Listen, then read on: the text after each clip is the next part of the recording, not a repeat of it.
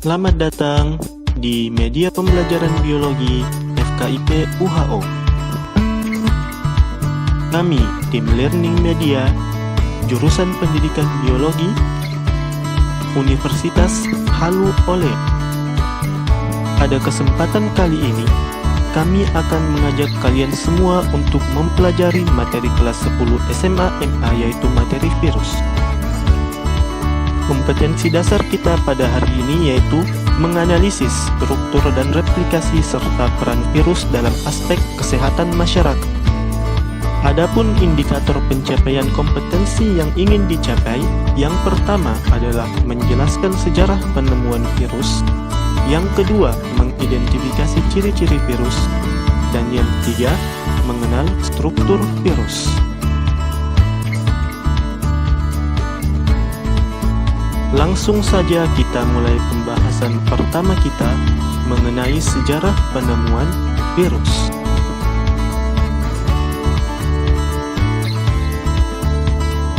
Virus merupakan mikroorganisme yang berukuran sangat kecil dan memiliki kemampuan untuk menginfeksi sel inang yang hidup.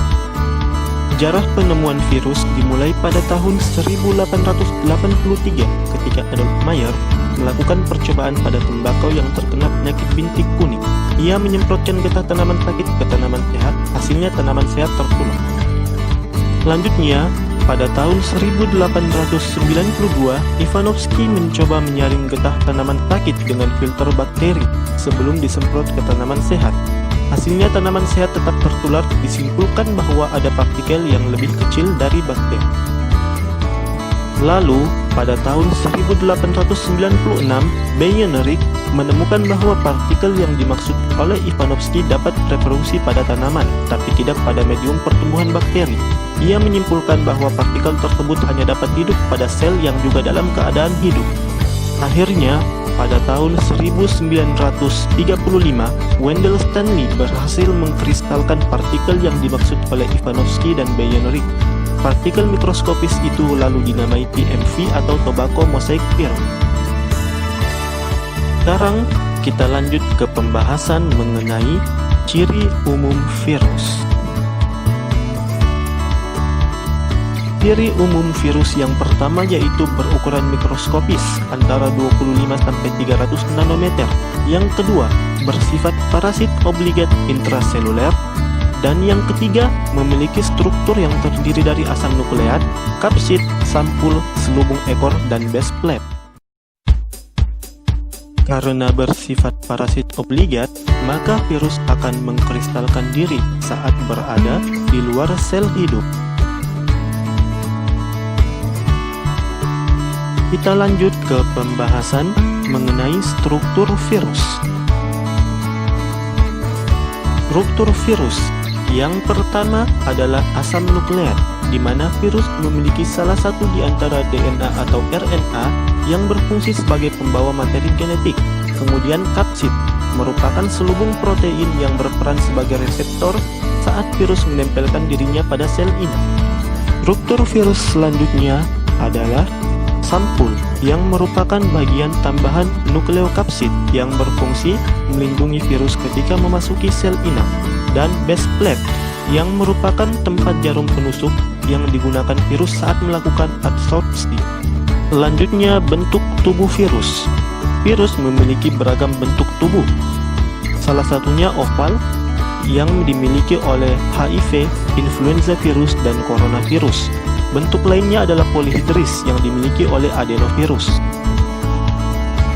Bentuk tubuh virus yang lainnya, contohnya berbentuk silindris yang dimiliki oleh TMV atau tobacco mosaic virus dan berbentuk kompleks seperti yang terdapat pada bakteriofag. Jadi, virus memiliki bentuk yang bervariasi tergantung dari jenis virus tersebut. Kita lanjut ke pembahasan mengenai cara virus bereplikasi. Terdapat dua cara virus bereplikasi, yaitu melalui siklus litik dan siklus lisogenik. Tahapan siklus litik yang pertama merupakan tahap adsorpsi, yaitu tahap pelekatan virus pada reseptor sel inang. Tahap kedua merupakan tahap penetrasi, yaitu tahap pemindahan materi genetik virus ke dalam membran sel inang. Siklus litik selanjutnya adalah tahap sintesis, yaitu tahap pengiriman mRNA sebagai perintah sintesis protein untuk membentuk bagian tubuh virus baru. Tahap selanjutnya adalah perakitan, yaitu penyusunan virus-virus baru setelah seluruh bagian tubuhnya tersintesis. Tahapan siklus litik yang terakhir adalah tahap lisis, yaitu virus-virus baru yang sudah matang akan meninggalkan sel inang. Sel inang kemudian mengalami lisis dan akhirnya mengalami kematian. Siklus lisogenik memiliki tahapan awal yang sama dengan siklus litik, yaitu dimulai dengan tahap adsorpsi lalu penetrasi. Sesudah tahap penetrasi, apabila pertahanan sel inang lemah, maka akan berlanjut ke siklus lisis. Jika tidak, maka akan berlanjut ke siklus lisogenik. Tahapan siklus lisogenik selanjutnya adalah proses penggabungan, yaitu DNA virus terintegrasi dengan DNA sel membentuk profag. Tahap berikutnya adalah pembelahan sel, yaitu seiring sel membelah, maka virus yang ada di dalam sel juga ikut membawa materi genetiknya. Ingat, pada siklus litik sel inang akan pecah atau mengalami lisis. Sedangkan pada siklus lisogenik, sel hanya mengalami lisis apabila sistem pertahanannya lemah. Virus memang sangat berbahaya.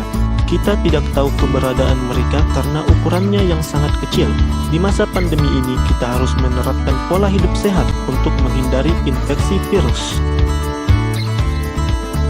Sebagai tambahan, mari perhatikan panduan keselamatan di era pandemi berikut ini. Panduan keselamatan di era pandemi COVID-19. Coronavirus adalah jenis virus yang menular yang bisa ditularkan ke orang lain melalui kontak langsung, droplet, dan menyentuh permukaan yang terkontaminasi. Ikuti 7 langkah simpel ini untuk mencegah penyebaran COVID-19. Langkah pertama dimulai dengan tangan. Cuci tangan dengan sabun selama 60 detik. Jika tidak ada sabun, gunakan hand sanitizer dengan alkohol minimal 60%. Langkah kedua, wajah. Hindari menyentuh mata, hidung, dan mulut terlalu sering. Langkah ketiga, disinfek. Bersihkan rumah, tempat kerja, dan lainnya dengan disinfektan. Langkah keempat, hindari kontak. Cuci tangan setelah menyentuh benda-benda yang sering disentuh seperti gagang pintu dan meja, serta hindari kontak dengan orang lain. Langkah kelima, jaga kesehatan tubuh dengan perkuat imun tubuh dengan tidur yang cukup, mencukupi nutrisi, serta rajin berolahraga. Langkah keenam, perjalanan. Hindari bepergian keluar daerah jika urusannya tidak mendesak. Gunakan telekonferensi untuk berkomunikasi. Dan yang paling penting, working from home. Bekerja dan belajar dari rumah, terapkan physical distancing saat berpergian dan hindari kerumunan. Gejala terkena penyakit COVID-19 berkisar mulai dari flu hingga pilek ringan yang meliputi demam, batuk, sesak nafas, dan kesulitan bernapas.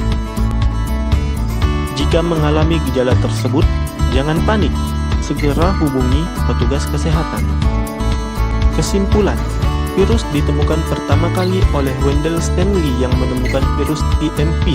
Virus juga memiliki berbagai struktur, salah satunya asam nukleat, dan terdapat 2 cara virus bereplikasi, yaitu siklus litik dan lisogenik. Baik, itulah tadi pemaparan materi virus dari kelompok kami. Semoga yang kami sampaikan akan menjadi ilmu yang bermanfaat. Jangan lupa klik like, komen, dan share video ini. Akhir kata kami ucapkan, wassalamualaikum warahmatullahi wabarakatuh.